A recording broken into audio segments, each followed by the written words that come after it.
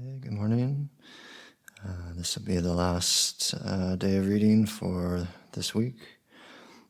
So I'll just finish again with another story from Bhante Piyananda's Away from LA, and then just also a little bit more reading from Stillness Flowing. And the theme for today will be Superstition, and I'll begin with a short story from Bhante Piyananda's travels, this time to Taiwan. In late November of 2012, I went to Taiwan on a lecture tour. Taiwan, a lovely tropical island, has always been one of my favorite countries to visit. The people are warm and gracious, friendly and helpful, generous and devout. Their vegetarian food is spectacular, and my hosts, two bhikkhunis named Zuzai Shi and Liu Kui Ying, always take very good care of me. When I arrived in Taipei, the media was full of stories about the impending end of the world on December 21st, about 30 days away. At the hotel, every time I turned on the television, someone was talking about it.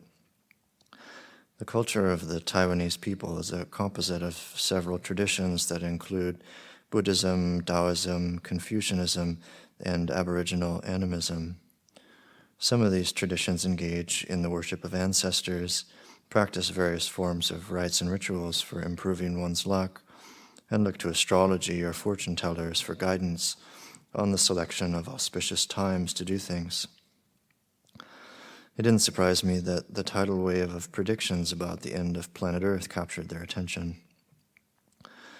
December 21st, 2012 was pinpointed as the Earth's last day because it coincided with the end date of a 5,126-year-long cycle of the ancient Mayan calendar.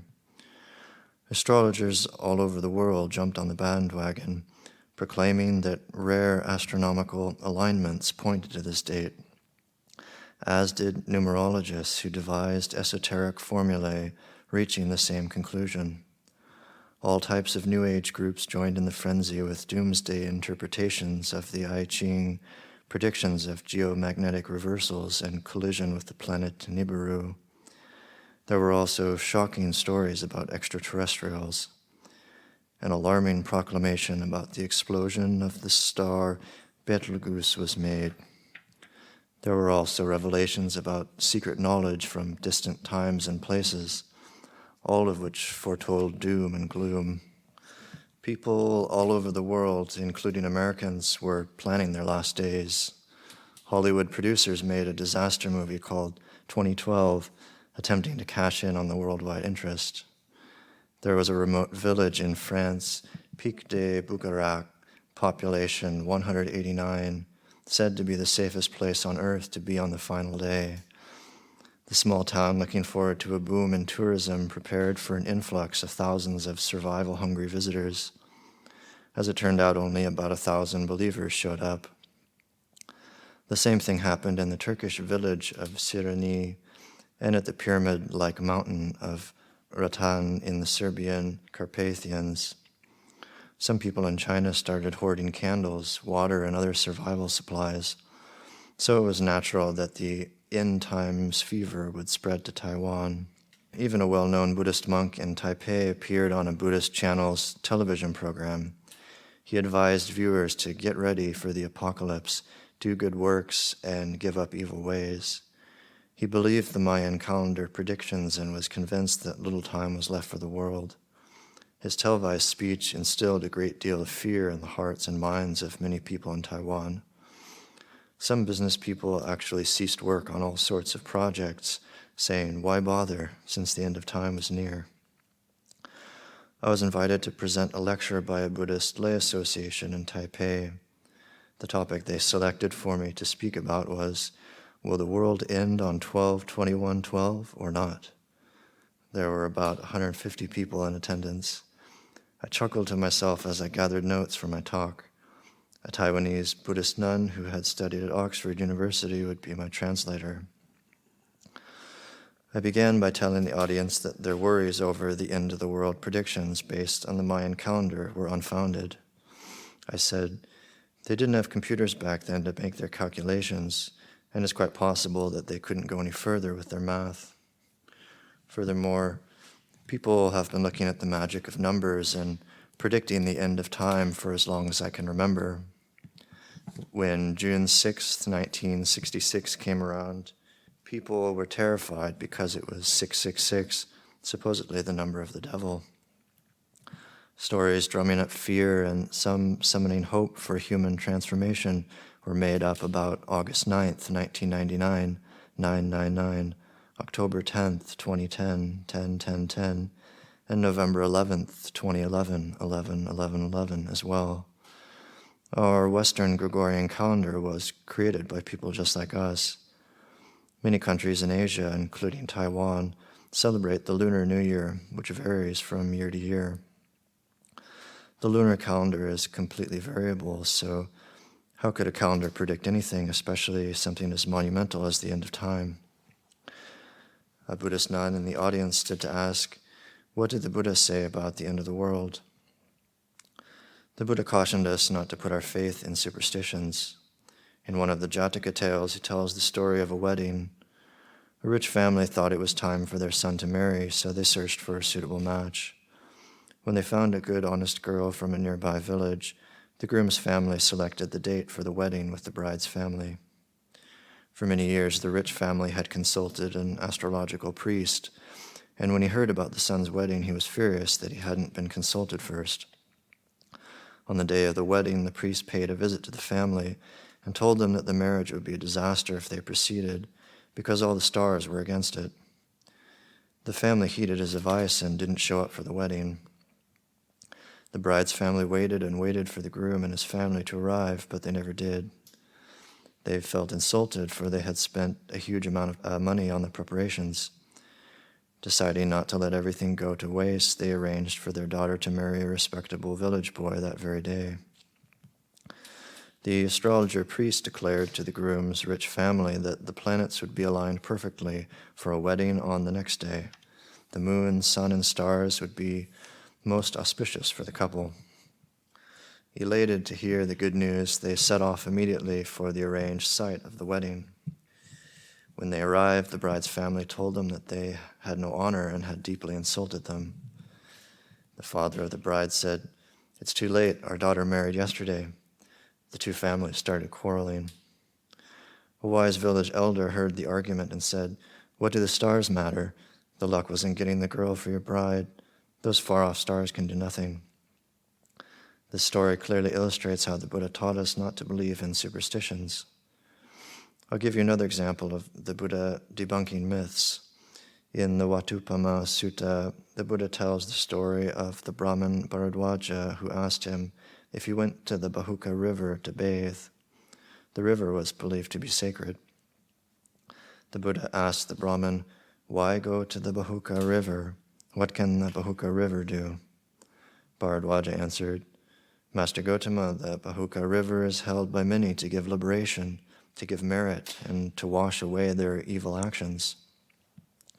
The Buddha replied with these stanzas, "In the Bahuka, Gaya, and many other rivers and streams, a fool may go there forever to bathe, yet will not purify dark deeds. One pure in heart has evermore the feast of spring, the holy day. One fair in act, one pure in heart, brings his virtue to perfection. It is here, Brahman, that you should bathe, to make yourself a refuge for all beings.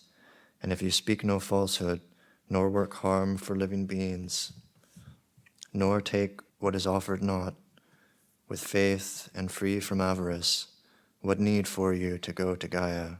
For any well will be your Gaya." A man stood and asked the next question. "Thank you for those wonderful examples, Venerable Sir. However, you did not answer the question about the end of time. Please address this impending threat for us. Many of us are worried." Seeing the concern on the man's face, I responded, "Certainly, whenever possible, I like to use teachings from the Buddha Dhamma to answer questions, so I will give you Buddha's response to what you perceive as a threat." In a sutta, the Buddha addressed a group of monks and spoke on the subject of impermanence. He used our planet Earth as an example. and said that one day the earth will surely disappear. I could see that everyone in the audience was giving me their full attention. The Buddha described a scenario that stretches forward in time for billions of years. He talked about a future when rain does not fall for hundreds of thousands of years and life starts to disappear from the planet. Then he says that one day, millions of years from then, a second sun will appear that dries up all the small rivers and lakes. He goes forward many more millions of years and says a third sun will appear that will dry up all the great rivers. Again, moving forward in time millions of years, he said a fourth sun will appear in the sky that will cause all the great lakes that are the source of all the great rivers to evaporate. A fifth sun will appear millions and millions of years after that, and it will cause all the oceans of the world to dry up to the depth of the first joint of one finger. The sixth sun appears millions of years after the fifth, and will cause the great mountains of the earth to erupt and smolder. Finally, the seventh sun appears millions upon millions of years later, and causes all the mountains to completely disintegrate in flames, thus the end of the world. The Buddha says, so impermanent, unstable, and unreliable are conditioned phenomena. It is enough to become disenchanted, dispassionate, and liberated from them. So yes, the Buddha did say that one day the earth would cease to exist. It would be billions and billions of years in the future. Do we need to worry about this now? I could see looks of relief on the faces of many people in the audience. The Buddha said that the root causes of all unwholesome acts are greed, hatred, and delusion. People are the stewards of our planet Earth and are responsible for its care. We see these root causes come into play when people commit acts of deforestation and pollution of all kinds. If anything will cause the end of the world to occur, these acts will be its source. I could see most of the people nodding their heads in agreement. They realize that human beings are responsible for the preservation of the planet. Taiwan is one of the world's leaders in the green movement, taking responsibility for the care of their beautiful island. The Buddha gave us 5 precepts to take responsibility for our own lives, including our mental and physical health. If each of us keeps these precepts, then the world will definitely not end. I will give you an interpretation of the precepts in global context. The first is to protect all living beings. The second is to protect all property, ours and everyone else's. The third is to protect our body and the institution of family. The fourth is to protect our personal integrity, reputation, and happiness. The fifth is to protect the health of our mind and body. Another man stood and said, "There is a famous Buddhist monk on television who is predicting the end of the world." On 12/21/12, he claims to have psychic abilities to be able to look into the future. What do you think? Last night in my hotel room, I happened to see that monk on TV. This morning, I asked my kind translator what he had said. First of all, anyone anywhere can claim to have psychic powers, which might or might not include the ability to predict the future. I have encountered many such people in the course of my life. What I do is follow the Buddha's advice when it comes to claims like this. In the Mahaparinibbana Sutta, the Buddha told the monks of the 4 great authorities when a monk might accept something as being true. The first was if he heard it from the Buddha himself. The second was if he heard it from another monk or community of monks that were learned, enlightened, and preservers of the Dhamma, the teachings of the Buddha, and the Vinaya, the code of conduct for Sangha members. The third was if they had gone over the proposed truth word by word, comparing it with the Dhamma and the Vinaya. If the proposed truth could not be traced back to the Dhamma or the Vinaya, then it must be rejected. The fourth was that if the proposed truth had been traced back to the Dhamma and also verified by the Vinaya, then it could be accepted as true. For me, I will believe the famous monk's statements on television after they are investigated carefully based on these 4 great authorities. In the Kalama Sutta, the Buddha exhorts us not to accept anything without proper investigation. He said, "Do not go by oral tradition, by lineage of teaching, by hearsay, by a collection of scriptures, by logical reasoning, by inferential reasoning, by reflection on reasons, by the acceptance of a view after pondering it, by the seeming competence of a speaker, or because you think this person is a monk. I paused for a moment and then concluded by saying, in other words, one must conduct a thorough investigation before accepting what they are being told. When I finished speaking, a woman stood to ask a question. This monk on television says he has been a monk for 45 years. Surely he would know what he is talking about, and if he says he has psychic powers, he must. If he says the world will end in just a few days, surely it will. I could see that the woman was truly worried. I smiled at her and said, my dear friend, I have been a monk for 58 years. Not a day goes by that I don't question what my mind presents to me. Since I have thoroughly investigated this subject, I ask you to believe me, the world is not going to end anytime soon. Since we only have one bright sun in the sky, I really don't think you have to worry. I didn't realize it at the time, but a news reporter from one of the TV stations was in the audience taping my speech.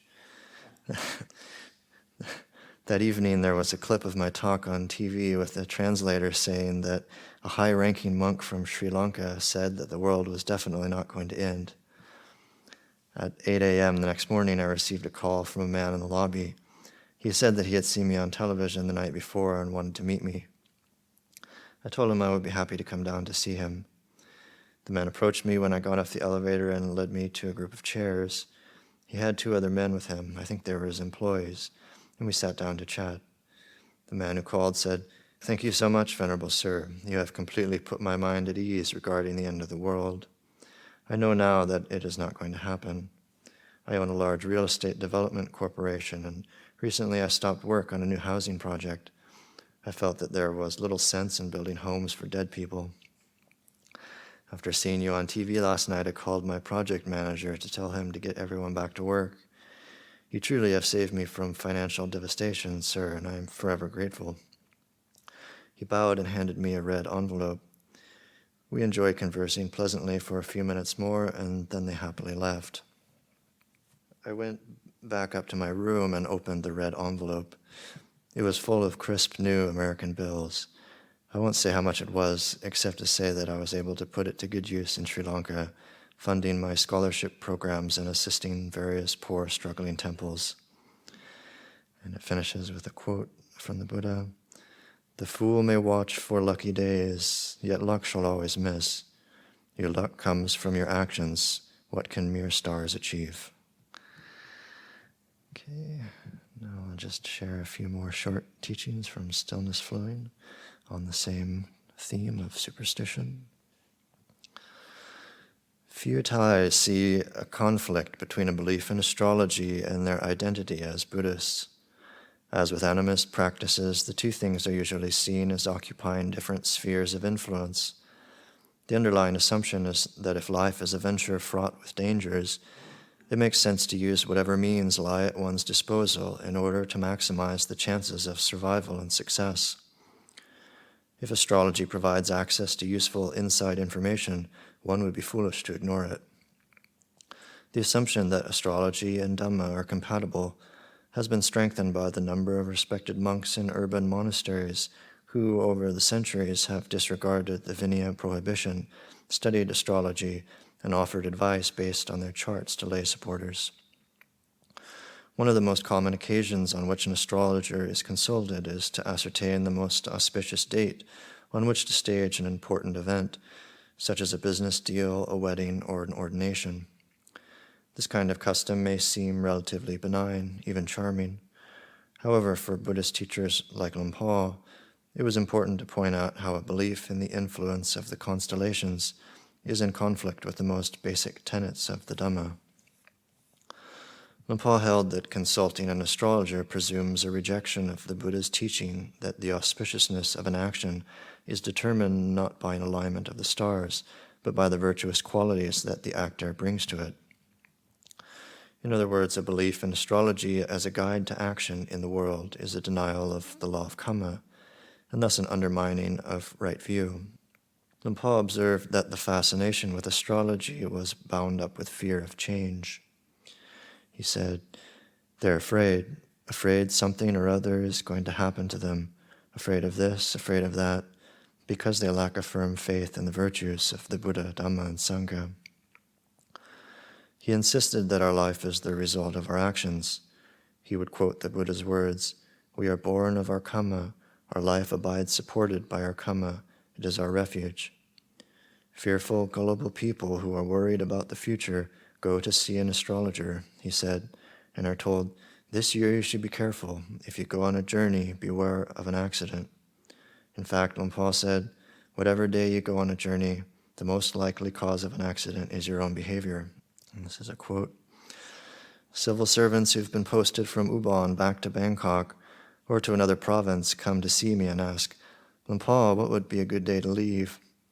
I tell them that if they leave in a good way, then every day is a good day. Usually when civil servants take up new postings, they give a farewell party and everyone gets drunk.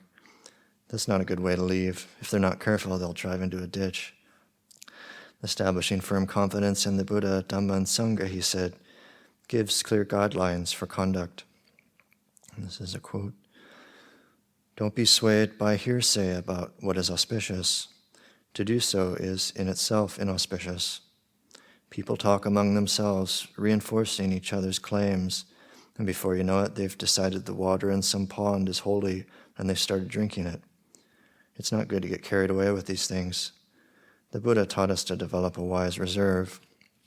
When people start enthusing about things being holy and auspicious, simply listen with an open mind. One of the more bizarre beliefs still to be found in northeast Thailand during Lumpur's lifetime was that termite mounds were holy and able to grant all kinds of wishes for health, wealth, and protection. On this topic, Lumpur pulled no punches. When your grandchildren get bigger, you take them to bow to a termite mound in the forest. It looks strange, you think, so it must have some sacred power. You bow to it and start muttering away with your requests. What you're really doing is asking a pile of termite shit to make you rich. Sometimes a termite mound comes up underneath someone's house and they're overjoyed. They rush off to get a monk's robe to wrap around the mound. They go and get some flowers to offer to it. Meanwhile, the termites go on making their home bigger and bigger.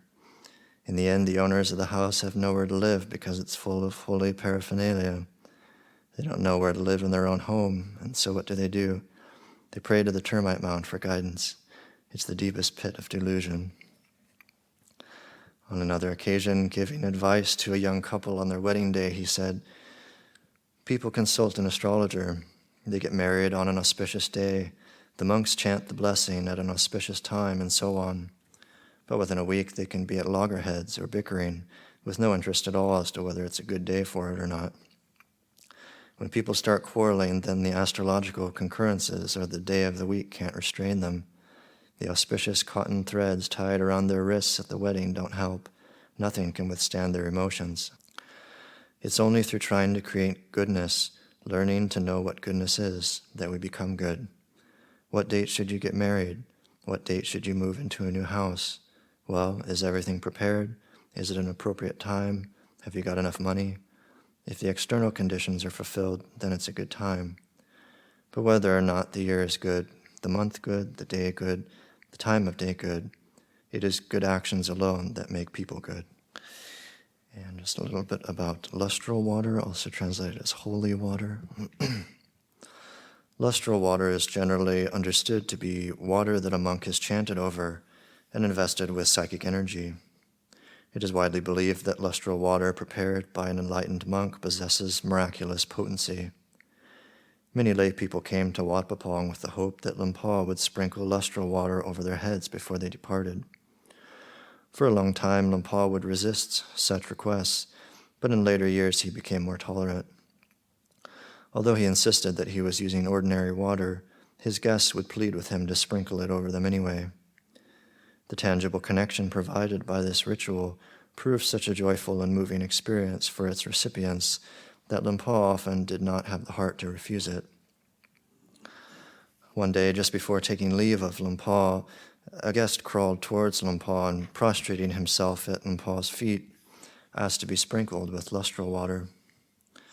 After a moment, Lumpur said, "I haven't boiled any water today." The man looked up with a baffled look on his face.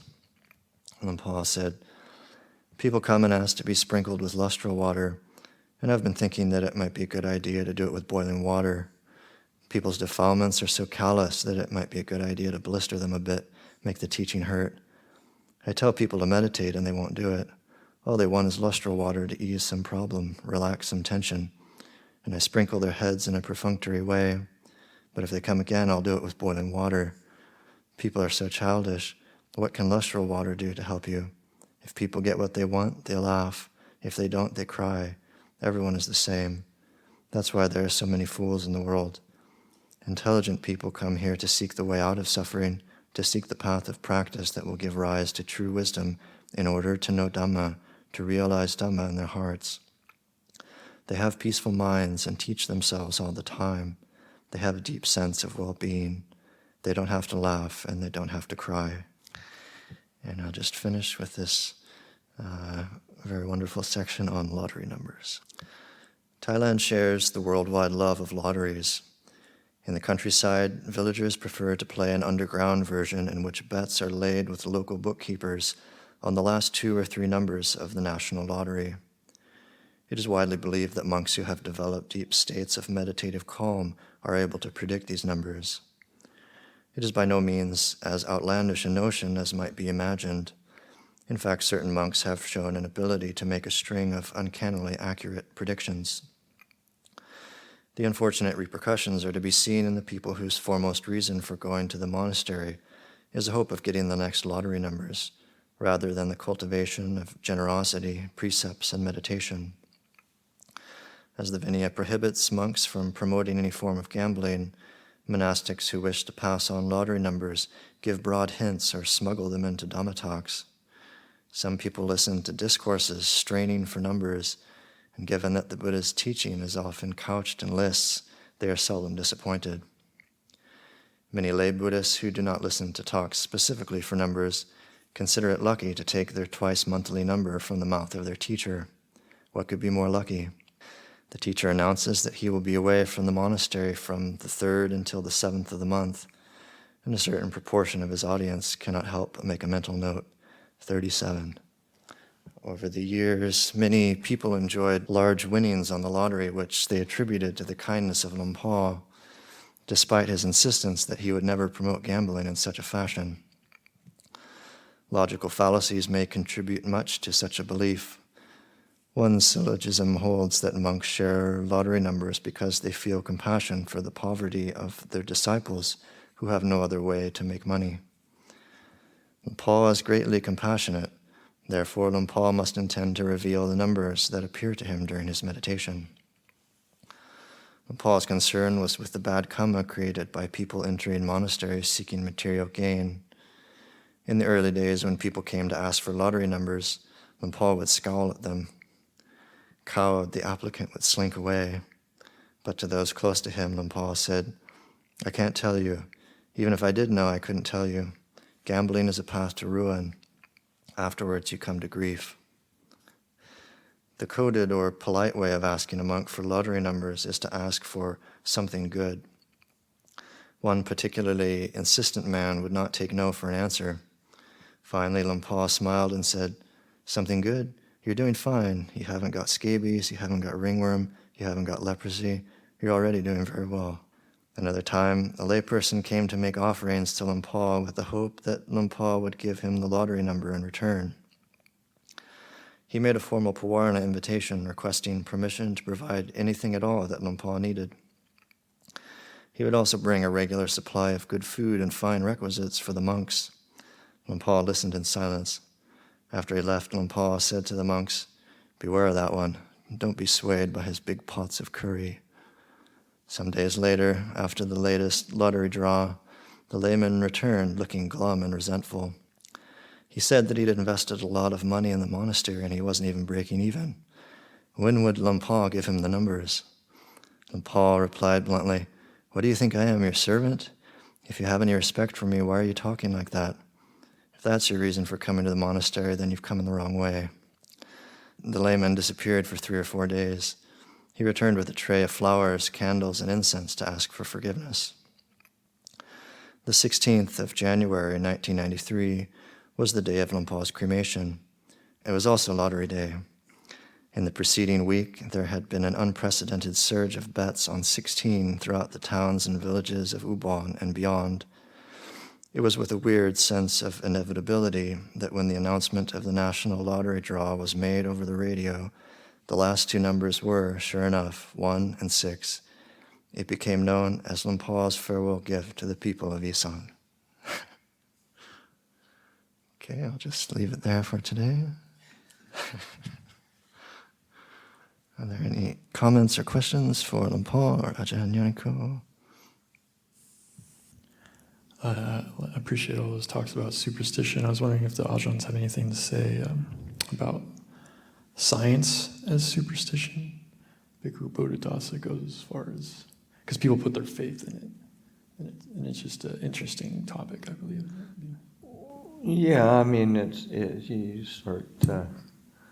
you have to pay attention, because I mean, superstition is just like, it's trying to create some kind of some sort of order that is,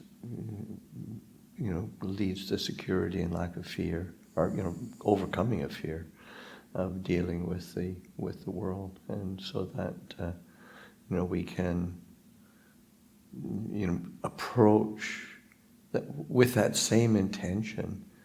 I mean, we can use money in that way, we can use status in that way, we can use science in that way, without really questioning it in the same way that we would think that believing in it, the efficacy of a termite mound.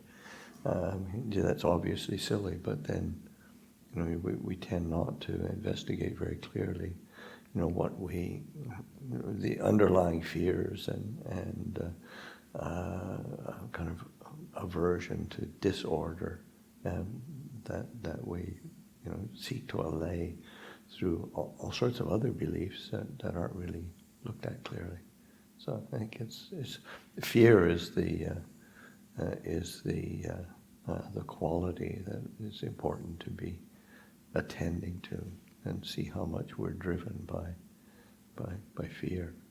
I remember 2012. I didn't know it was supposed to be world ending on winter solstice, but I just thought, it's supposed to end in 2012 at some point.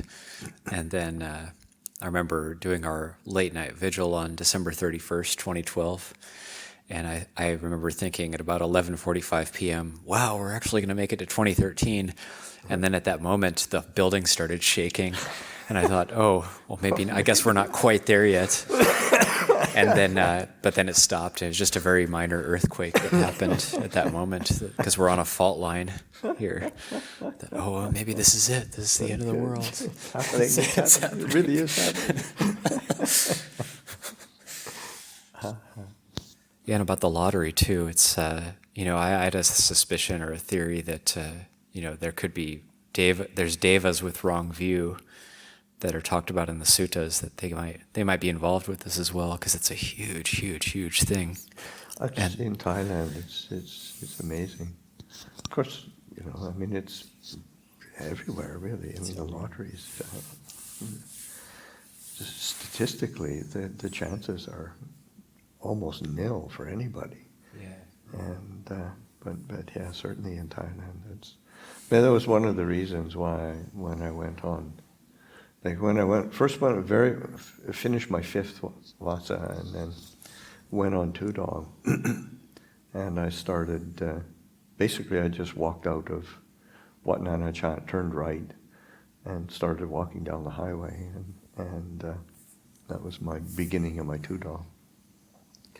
And then ended up, as far as I got on each day, and stop and spend the night. And I was like, after 3 days, I was so fed up with, as soon as you stop, you just people start coming out of nowhere, and they just cluster around, and basically they're just hanging around trying to get lottery numbers. Yeah.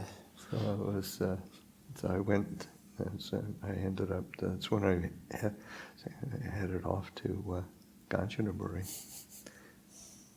And Lumpur Sumedho, he was known for giving good numbers. Yeah, he was. He was considered very good at giving numbers.